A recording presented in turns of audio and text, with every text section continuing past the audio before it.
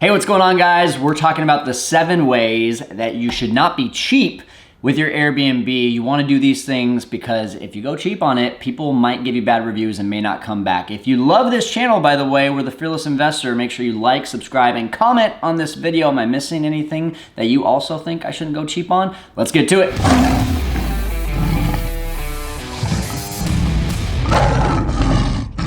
Hey guys, welcome in. I am really excited about this one because I get this question all the time. What should I overspend on, or what should I spend a little bit more money on? And that's what we're gonna talk about today. And I'm not gonna really be able to get into it here within this video, but I do encourage you to go check on the link below in the description. It's about my operator course. We don't have any, sponsors or anyone here that we're trying to push, but in an effort to get you more information, I just want to give you a ton of free knowledge. But if you do want that little extra push, that little extra help, I've got my operator course down below. If you already have an Airbnb, it's the perfect course for you. It's going to help you to automate and reduce your headache, increase your income, and just work less on your business. So go check it out. But here's the thing. Today, we're going to talk about the 7 ways, the 7 things that you should not go cheap in your Airbnb.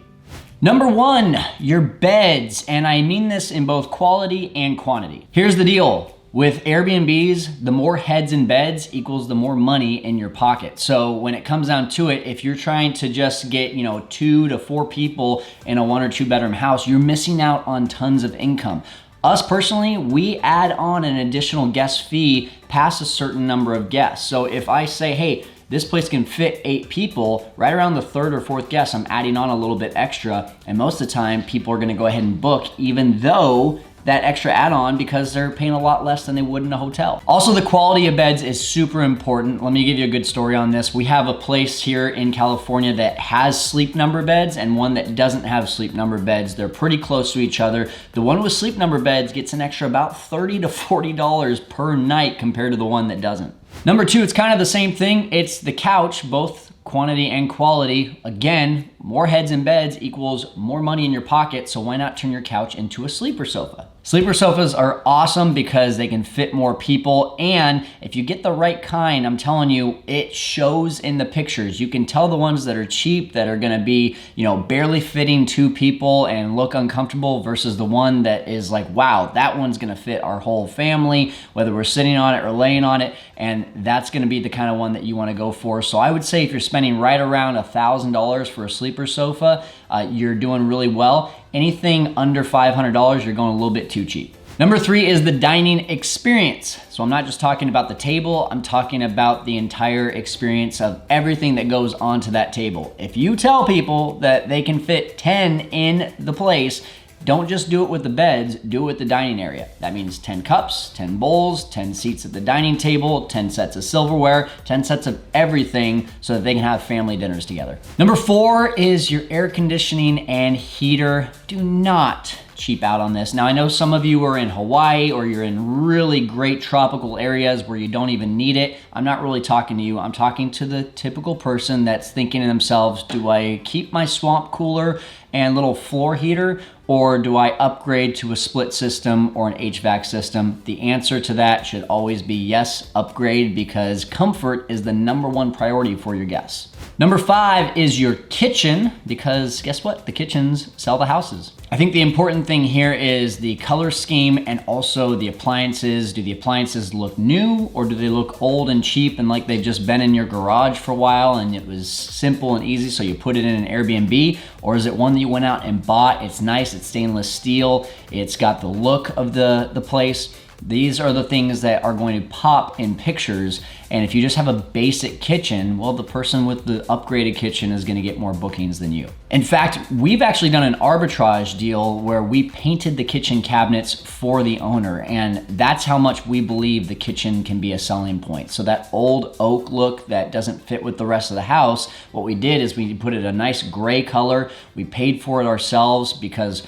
1, we loved the deal, and number 2, we knew it would make the listing a lot more attractive. So if you have to even do that for the arbitrage deals, which are the ones that you don't own yourself, it might be something that you want to invest in. If you're wondering what arbitrage is, maybe you haven't heard of that term before, make sure to go to my featured video right here that is talking about the 5 ways to get started in Airbnb. Coming in at number 6, we've got the outdoors, especially the front yard. It's the very first thing that people are going to see. I don't care how nice the inside is. If your outdoors does not have curb appeal, then people have already had that little mindset switch of, did we book the right place? And then if they go to the backyard and they see it's just a mess, doesn't matter what was on the inside because they've just forgotten all about that once they go to the backyard. Put money into the yard. And number 7, probably one of the most important, is the extra amenities. And this comes down to knowing who your guest is. So let me give you a good example and let me give you a bad example. A good example is someone who is booking your place because they want a coastal beach experience, and you provide them with a boogie board, you provide them with snorkel gear,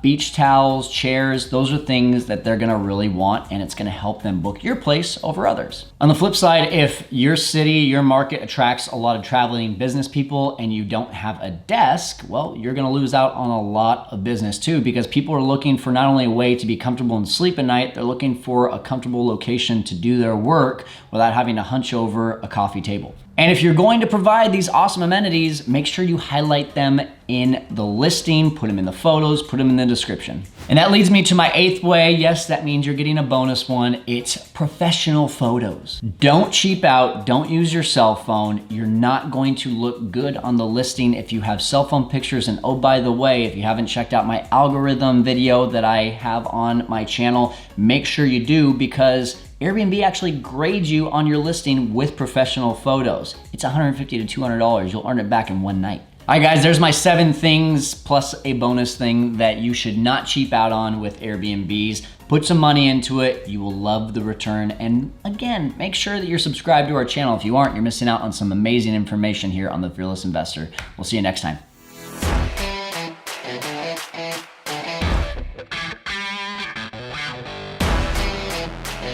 Yeah.